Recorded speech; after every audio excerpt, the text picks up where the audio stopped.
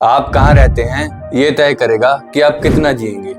सुनने में ये बात आपको शायद थोड़ी अजीब लग सकती है, पर यही सच्चाई है। आज भी एक इंसान की जान की कीमत इस बात पर निर्भर करती है कि वो किसी गांव में रहता है या फिर शहर में। इंडिया के हेल्थ केयर का आज ये हाल है कि अगर आप किसी बड़े शहर में रहते हैं तो वहां पर एक डॉक्टर से लेकर बाकी सारी सर्विसेज आपको बड़ी आसानी से मिल जाएंगी। लेकिन वहीं अगर आप किसी छोटे शहर या फिर गाँव में रहते हैं तो आपको एक लाइफ सेविंग इंजेक्शन तक के लिए शायद 20-30 किलोमीटर दूर जाना पड़े। हमारे देश में मिडिल क्लास होने की सबसे बड़ी ट्रेजेडी ये है कि वो एक बड़े हॉस्पिटल बिल से सिर्फ एक कदम की दूरी पर खड़े। कई देशों में हेल्थ केयर का खर्चा सरकार और इंश्योरेंस कंपनीज उठाती हैं, लेकिन हमारे देश में वही खर्चा ज्यादातर लोग अपनी जेब से देते हैं। इसका डायरेक्ट असर ये होता है कि वो बीमारी से तो लड़ लेते हैं, लेकिन इसके इलाज में जो खर्चा होता है उसकी वजह से वो गरीबी रेखा के नीचे चले जाते हैं। हमारे देश में एक तरफ वो लोग हैं जो गरीबी रेखा के नीचे वाली कैटेगरी में आते हैं,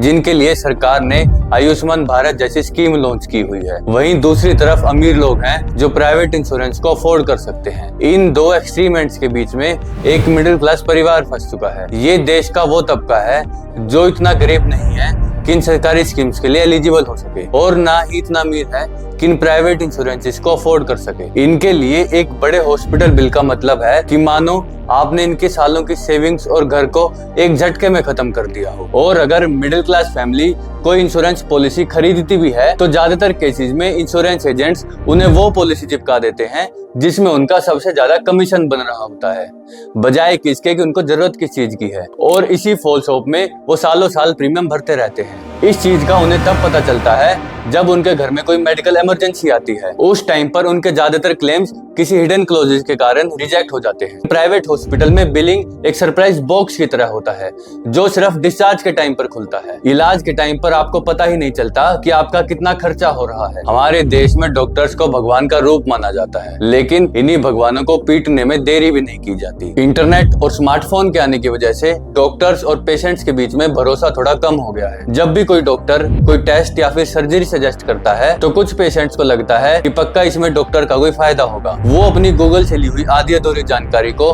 डॉक्टर के कई सालों के पढ़ाई और एक्सपीरियंस से कंपेयर करके शक करने लगते हैं। कुछ केसेस में ये सही भी है कि डॉक्टर्स ऐसा करते हैं, लेकिन ज्यादातर केसेस में किसी बीमारी को सही से डायग्नोज करने के लिए ये सब टेस्ट जरूरी होते हैं। इंटरनेट आपको सिर्फ सिम्टम्स बता सकता है, लेकिन उसको डायग्नोज करने का हुनर सिर्फ डॉक्टर के पास है। इंडिया को फार्मेसी ऑफ वर्ल्ड भी कहा जाता है। हम सस्ती जेनेरिक दवाइयां बाहर एक्सपोर्ट करते हैं, लेकिन कमाल की बात यह है कि हम उसे यूज नहीं करते। इसके मेनली दो रीजंस हैं। पहला, एक तो डॉक्टर्स बड़ी फार्मास्यूटिकल कंपनीज की ब्रांडेड दवाइयों को ही प्रिस्क्राइब करते हैं, और दूसरा, हम जेनेरिक मेडिसिन को स्टेटस सिंबल की तरह देखते हैं। जेनेरिक मेडिसिन लेने पर लोगों को लगता है कि शायद वो क्वालिटी से कॉम्प्रोमाइज कर रहे हैं। इंडिपेंडेंस के टाइम पर सरकार का विजन था कि गांव में क्लिनिक्स बनाए जाएंगे जहां पर बेसिक बीमारियां और वैक्सीनेशन का काम देखा जाएगा, और शहरों में बड़े कॉलेजेस और हॉस्पिटल्स खोले जाएंगे। लेकिन कुछ रीजंस की वजह से ये प्लान इतना सक्सेसफुल नहीं हो पाया, जिसकी वजह से 1990s में प्राइवेट सेक्टर को इसमें एंट्री मिल गई, और इसके बाद प्राइवेट सेक्टर ने हेल्थ को